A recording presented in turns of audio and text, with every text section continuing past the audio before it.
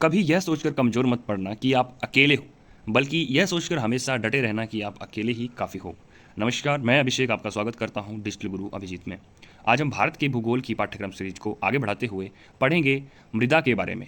भारत में किन किन प्रकार की मिट्टियाँ पाई जाती हैं तथा किन क्षेत्रों में उनका विस्तार है।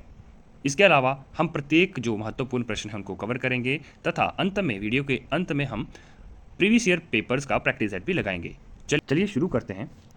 मृदा होती क्या है? मृदा भूमि के ऊपर पाए जाने वाली दानेदार परत है जिसका निर्माण मूल रूप से चट्टानों के विखंडित होने से तथा वनस्पति व जीवों के सड़ने गलने तथा जलवायु की क्रिया से निर्मित अम्लीय पदार्थों से लाखों वर्षों की प्रक्रिया के बाद मृदा का रूप लेती है। ठीक है, मृदा के अध्ययन के विज्ञान को मृदा विज्ञान कहा जाता है, जिसको इंग्लिश में पेडोलॉजी कहते हैं। पेडोलॉजी को आप इस तरीके से याद रख सकते हैं। पेडोलॉजी मतलब कुछ आपको पैदल की आवाज़ दे रही है। पेडोलॉजी, पैदल पैदल पेडोलॉजी। पैदल मतलब पैदल कहाँ चला जाता है? ज़मीन पर, मिट्टी पर। तो मृदा के अध्ययन को क्या कहा जाता है? पेडोलॉजी कहा जाता है। भारतीय कृषि अनुसंधान परिषद ने भारत की मिट्टियों को 8 वर्गों में विभाजित किया है, जिनमें से हमारी कुछ इस प्रकार से हैं। पहली है जलोढ़ मिट्टी, दूसरी है काली मिट्टी, तीसरी लाल मिट्टी, चौथी लेटराइट, पांचवी पर्वतीय मिट्टी और छठी दलदली मिट्टी और सातवीं मरुस्थलीय, आठवीं लवणीय मिट्टी। आइए देखते हैं किन किन क्षेत्रों में कौन कौन सी मिट्टी कितनी कितनी मात्रा में पाई जाती है, उनसे किस प्रकार के प्रश्न बनते हैं। भारत में सबसे ज़्यादातर जो क्षेत्रफल पाए जाने वाली मिट्टी हैं वो 4 ही प्रकार की हैं। एक है जलोढ़ मिट्टी, दूसरी है लाल मिट्टी, तीसरी काली मिट्टी और चौथी लेटराइट मिट्टी। भारत की सभी मिट्टियों में मुख्यतः 3 तत्वों की कमी रहती है: नाइट्रोजन, फास्फोरस और ह्यूमस। भारत में जितने भी मिट्टियाँ हैं उनमें यह तत्व कम ही पाए जाते हैं। लेकिन आप एक देखोगे, हमारे पास एक दलदली मिट्टी होती है, उसमें ह्यूमस की मात्रा ज़्यादा होती है। ओवरऑल बात करें तो भारत की मिट्टियों में यह 3 प्रकार के पदार्थ कम होते हैं। ह्यूमस देखा जाए तो क्या होता है? ह्यूमस ये भूरे काले रंग का कार्बनिक पदार्थ है। पेड़ पौधे तथा जीव जंतुओं के प्राकृतिक रूप से सड़ने गलने से जो कार्बनिक पदार्थ बनता है उसे ह्यूमस कहते हैं। सबसे पहले हम कवर करेंगे जलोढ़ मिट्टी को। जलोढ़ मिट्टी, इसे दोमट मिट्टी, कछारी मिट्टी भी कहते हैं। इसके आप अन्य नाम भी याद रखिए, दोमट मिट्टी, कछारी मिट्टी भी कहते हैं। जलोढ़ मिट्टी नदियों द्वारा पहाड़ी क्षेत्र से लाकर मैदानी क्षेत्रों में बिछा दी जाती हैं। देखो यहाँ पर जो नीला भाग है, यहाँ है हमारी जलोढ़ मिट्टी। आप इसको बड़े आसानी से याद रख सकते हैं, जल ओढ़। जलोढ़ का अगर आप संधि विच्छेद करेंगे तो क्या बनेगा? जल ओढ़। जल ओढ़ मतलब कि क्या होता है, इसमें पहाड़ों में जब वर्षा होती है तो वह पानी अपने साथ पहाड़ों से पोषक तत्व, मिनरल्स वो लेकर मैदानी क्षेत्रों में बिछा देता है, जो जल ओढ़ मिट्टी के नाम से जाना जाता है। जलोढ़। जलोढ़ मिट्टी भारत में पाई जाने वाली सर्वाधिक उपजाऊ मिट्टी है। इसका क्षेत्र कौन कौन सा है?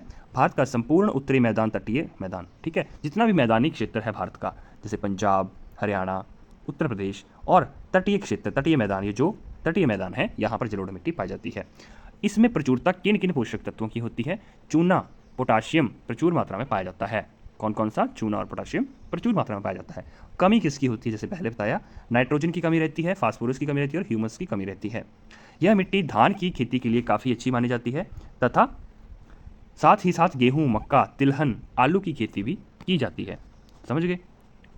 जलोढ़ मिट्टी भी 2 प्रकार की होती है। मैंने आपको बताया, जलोढ़ का संदीप से जल ओढ़, जो जल के साथ आती है और प्लेन में ओढ़ा दी जाती है। ठीक है, तो अब आप देखेंगे कि कुछ क्षेत्र प्लेन्स में ऐसे हैं जहां अधिकतर हर वर्ष हर 6 महीने में बारिश होती रहती है और वहां पर नई नई मिट्टी जमा होती रहती है।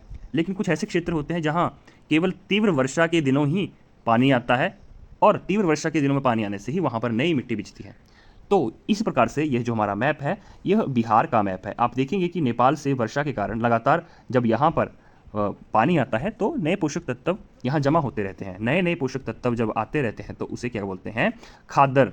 क्या बोलते हैं? खादर, जिसमें नई जलोढ़ मिट्टी जमा हो जाती है। लेकिन कोई समय ऐसा रहा होगा, लाइक 2 वर्षों में, 3 वर्षों में, जब भी अधिकतर वर्षा होती है तो पानी ना केवल यहाँ बल्कि इन क्षेत्रों में भी पानी आया होगा, जिससे कि यहाँ पर भी उपजाऊ जलोढ़ मिट्टी जमा हो गई। लेकिन अब कुछ वर्षों से यहाँ वर्षा नहीं हो रही, इस प्रकार से पानी नहीं आ रहा है जिससे कि नई जलोढ़ मिट्टी जमा हो सके, तो उस मिट्टी को क्या कहते हैं? बांगर। बांगर। ठीक है, ये प्रश्न बहुत बार आता है, खादर और बांगर क्या क्या हैं। अब इनको आप कैसे याद रख सकते हैं? बांगर को कैसे याद रख सकते हैं? बांगर यानी कि आपको बंगार जो पुराना होता है कबाड़, उससे आप याद कर सकते हैं। बांगर मतलब पुरानी जलोढ़ मिट्टी और खादर मतलब खाद जैसी नई जलोढ़ मिट्टी। अब हम देखते हैं काली मिट्टी के बारे में। काली मिट्टी का निर्माण बेसाल्ट चट्टानों के टूटने फूटने से होता है। ठीक है, काली मिट्टी को रेगूर मिट्टी और कपास की मिट्टी और लावा मिट्टी भी कहते हैं। अब देखते हैं यह जो बेसाल्ट चट्टानें हैं ये कहाँ से आई। बेसाल्ट चट्टानें बहुत वर्षों पहले यहाँ ज्वालामुखी विस्फोट के कारण बेसाल्ट चट्टानों का निर्माण हुआ। ठीक है, जिससे कि टूटने से क्या बनती है, काली मिट्टी बनती है। काली मिट्टी को रेगूर मिट्टी, कपास की मिट्टी और लावा मिट्टी भी कहते हैं। इस मिट्टी का काला रंग किस कारण होता है, यह प्रश्न पूछा जाता है कि इस जो काली मिट्टी है इसका रंग काला होने का कारण क्या है, क्योंकि इसमें टेटनीफेरस मैग्नेटाइट की उपस्थिति होती है। आप इसको ट्रिक से याद रख सकते हैं। कौन सा इसमें तत्व होता है, टेनिफिस मैग्नेटाइट। किसके कारण, आप मैग्नेट देख सकते हैं किस रंग का होता है, काले रंग का। मैग्नेटाइट से मैग्नेट याद रख सकते हैं, इसकी उपस्थिति के कारण इस काली मिट्टी का रंग काला होता है। यह किन किन क्षेत्रों में फैली हुई है, सबसे ज़्यादा यह महाराष्ट्र में फैली है, लेकिन ओवरऑल बात करें तो मध्य प्रदेश, गुजरात, महाराष्ट्र, उत्तरी कर्नाटका, प्रायद्वीपीय भारत में काली मिट्टी सबसे ज़्यादा पाई जाती है। काली मिट्टी का सबसे अधिकतर विस्तार महाराष्ट्र में देखने को मिलता है। काली मिट्टी कपास की खेती के लिए बहुत उपयोगी होती है। प्रश्न आता है कि कौन सी मिट्टी को जुते हुए खेत की मिट्टी भी कहते हैं। तो काली मिट्टी को जुते हुए खेत की मिट्टी कहते हैं क्योंकि काली मिट्टी में जल सोखने की अधिकतम क्षमता होती है और जब इसके ऊपर धूप पड़ती है तो इसमें दरारें पड़ जाती हैं, जिसके कारण इसे जुते हुए खेत की मिट्टी कहते हैं। आप देख सकते हैं यहाँ मिट्टी में दरारें आ गई हैं। अब देखते हैं लाल मिट्टी। लाल मिट्टी प्रायद्वीपीय भारत के कम वर्षा वाले क्षेत्रों में पाई जाती है।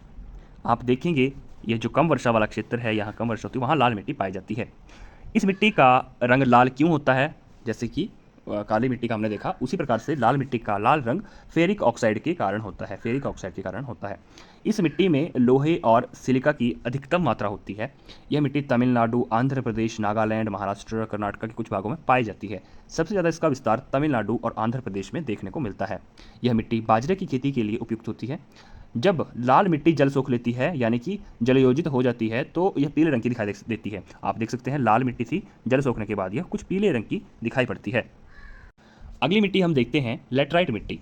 यह मिट्टी उस क्षेत्र में पाई जाती है जहां पर 200 सेंटीमीटर से अधिक वर्षा हो और अत्यधिक गर्मी पड़ती हो। इसे मखरली मिट्टी भी कहते हैं। इस मिट्टी में लौह ऑक्साइड और एल्यूमिनियम की भरपूर मात्रा होती है। लौह ऑक्साइड के कारण ही इस मिट्टी का रंग भी लाल होता है। इस मिट्टी में निक्सालन की प्रक्रिया देखने को मिलती है।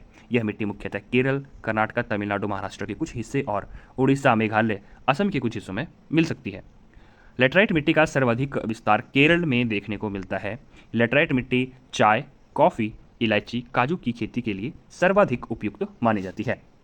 लेटराइट मिट्टी का उपयोग ईंट बनाने के लिए किया जाता है। कौन सी मिट्टी का उपयोग ईंट बनाने के लिए किया जाता है, तो इसके नाम में ही आ रहा है लेटराइट, ईंट, लास्ट में ईंट आ रहा है, तो लेटराइट मिट्टी का उपयोग ईंट बनाने के लिए किया जाता है। नेक्स्ट है लवणीय मिट्टी। लवणीय मिट्टी, जब मिट्टी की प्रकृति क्षारीय होती है और उसमें नमक की मात्रा बढ़ जाती है तो उसे लवणीय मिट्टी कहते हैं। लवणीय मिट्टी को रेह कल्लर ऊसर मिट्टी के नाम से भी जाना जाता है। भारत में इस मिट्टी का सबसे अधिक विस्तार गुजरात के कच्छ रण में देखना पड़ता है। ये आप देख सकते हैं जैसे कि एक सफ़ेद नमक की चादर ओढ़े, यह हमारी लवणीय मिट्टी है। नेक्स्ट है पर्वतीय मिट्टी। पर्वतीय मिट्टी को याद करना और भी आसान है, जैसे कि इसके नाम से ही संबोधित हो रहा है कि यह पर्वतों में पाई जाने वाली मिट्टी है। पर्वतों पर यह हिमालय पर्वत का विस्तार, जहाँ पर हिमालय पर्वत का विस्तार है वहाँ पर इस प्रकार की मिट्टी पाई जाती है। पर्वतीय मिट्टी का विस्तार जम्मू कश्मीर, लद्दाख, हिमाचल प्रदेश, उत्तराखंड, सिक्किम, अरुणाचल प्रदेश में देखने को मिलता है। पर्वतीय ढालों पर सेब, नाशपाती, चाय की खेती की जाती है। आप देख सकते हैं यहाँ पर हमारी पहाड़ी पर्वतीय मिट्टी है। नेक्स्ट है मरुस्थलीय मिट्टी। इस प्रकार की मृदा में नमी की बहुत कमी होती है। इसका विस्तार भारत में मुख्यतः राजस्थान, गुजरात, दक्षिण पंजाब और दक्षिण हरियाणा में देखने को मिलता है। मरुस्थलीय भूमि होने के कारण यहाँ पर खाद्यान्न उगाना संभव नहीं है, पर मोटा अनाज जैसे बाजरा हो गया, जवार, सरसों की खेती यहाँ पर की जा सकती है। इससे बाद हम देखते हैं दलदलीय मिट्टी। दलदली मिट्टी का विकास अत्यधिक वर्षा और वनस्पतियों के सड़ने के कारण होता है। जैसे मैंने आपको पहले बताया था, दलदलीय मिट्टी में ह्यूमस की मात्रा अधिक होती है क्योंकि इस मिट्टी का निर्माण ही अत्यधिक वनस्पतियों और जीवों के सड़ने गलने के कारण ही होता है। दलदली मिट्टी का विस्तार मुख्यतः आप देख सकते हैं केरल, उत्तराखंड, पश्चिम बंगाल के कुछ क्षेत्रों में देखने को मिलता है। अब हम देखते हैं कुछ महत्वपूर्ण तथ्य। यह आप देख रहे हैं हमारे पास पीएच स्केल है। पीएच स्केल अगर हमारे पास 7 है तो यह उदासीनता को दर्शाता है। यदि 7 से अधिक है तो यह क्षारीयता को दर्शाता है, लेकिन यदि यह 7 से कम है तो यह अम्लीयता को दर्शाता है। यह क्षारीय अम्लीय हमारे मृदा की जो प्रकृति है उसमें संतुलन को दर्शाने के काम आता है। मुख्यतः फसलों को उगाने के लिए पीएच लगभग 6 से 7 तक का होना चाहिए। हमारे पास प्रश्न यह आता है कि अम्लीय मिट्टी को न्यूट्रल बनाने के लिए, उदासीन बनाने के लिए उसमें क्या मिलाया जाता है? तो मिट्टी में अम्लीयता को कम करने के लिए चूने का प्रयोग किया जाता है। मिट्टी में क्या मिलाया जाता है? चूना मिलाया जाता है। मिट्टी में क्षारीयता को कम करने के लिए उसमें जिप्सम मिलाया जाता है, जिप्सम का उपयोग किया जाता है। आइए अब देखते हैं हमारे इस पाठ्यक्रम से आए हुए प्रीवियस ईयर प्रश्न कौन कौन से हैं और आप कितने उनका सही जवाब दे पाते हैं। प्रश्न है, भारतीय कृषि अनुसंधान परिषद के अनुसार भारत में कितने प्रकार की मिट्टियां पाई जाती हैं? राइट आंसर है ऑप्शन डी, 8 प्रकार की मिट्टियां यहां पाई जाती हैं। भारत की सर्वाधिक उपजाऊ मिट्टी कौन सी है? तो हमने पढ़ा कि भारत की सर्वाधिक उपजाऊ मिट्टी है जलोढ़ मिट्टी। भारत के सर्वाधिक क्षेत्र पर किस प्रकार की मिट्टी का विस्तार पाया जाता है? हमने देखा हमारे पास जो मैदानी क्षेत्र हैं उनमें जलोढ़ मिट्टी है, मतलब अधिकतर जो क्षेत्र पर मिट्टी पाई जाती है वो कौन सी है? जलोढ़ मिट्टी। प्रश्न है, नवीन जलोढ़ मिट्टी को अन्य किस नाम से जाना जाता है? हमने पढ़ा था बंगार पुरानी जलोढ़ मिट्टी और खादर जो है वो नवीन नई जलोढ़ मिट्टी, मतलब option A is right answer. पुरानी जलोढ़ मिट्टी को अन्य किस नाम से जाना जाता है? तो वो कौन सा है? बांगर। क्षेत्रफल के आधार पर भारत की मिट्टियों का सही अवरोही क्रम क्या है? अवरोही क्रम मतलब घटते क्रम में सबसे अधिक कौन सी पाई जाती है? जलोढ़। ऑप्शन ए ऑप्शन बी दोनों में जलोढ़ जलोढ़ है। दूसरे हमारे नंबर पर पाई जाती है लाल मिट्टी, option B is right answer. हमने अध्याय में पढ़ा भी है कपास की खेती के लिए सर्वोत्तम मिट्टी कौन सी है? Option A is right answer. काली मिट्टी का विस्तार कहाँ पाया जाता है? तो हाँ, महाराष्ट्र में होती है काली मिट्टी, मध्य प्रदेश में भी है, गुजरात में भी है, तो यहाँ होगा ऑप्शन डी, इनमें सभी में ही मिट्टी जो है काली मिट्टी पाई जाती है। यदि प्रश्न यह होता कि सबसे अधिक निम्नलिखित में से किस राज्य में यह मिट्टी सबसे अधिक पाई जाती है, तो ऑप्शन ए हमारा राइट आंसर होता। भारत में निम्नलिखित मृदाओं में से कौन सी बेसाल्ट लावा के अपक्षय के कारण निर्मित होती है? मैंने आपको बताया बेसाल्ट ज्वालामुखी से जो निर्मित हुए थे वो कौन सी है? काली मृदा, काली मिट्टी। अगला प्रश्न है, रेगुर मिट्टी का दूसरा नाम क्या है? हमने पढ़ा था काली मिट्टी को ही रेगुर मिट्टी कहा जाता है। काली मिट्टी का एक और नाम था जिसे आप कमेंट करके जरूर बताइएगा यदि आपने वीडियो अच्छे से देखी हो। मिट्टी की अम्लीयता को कम करने के लिए उसमें क्या मिलाया जाता है? इस प्रश्न का भी आप मुझे जवाब देंगे। निम्नलिखित में से कौन सी मिट्टी ईंटों के लिए उपयुक्त मानी जाती है? तो हमने पढ़ा था लेटराइट, ईंट लास्ट में ईंट आ रहा है, तो लेटराइट मिट्टी से ही ईंटों को बनाया जाता है। मैं आशा करता हूँ आपको बहुत कुछ इस वीडियो से सीखने को मिला होगा। यदि कोई आपके सुझाव हैं तो हमें ज़रूर बताएं और अन्य वीडियो देखने के लिए सब्सक्राइब करें डिजिटल गुरु अभिजीत को। धन्यवाद।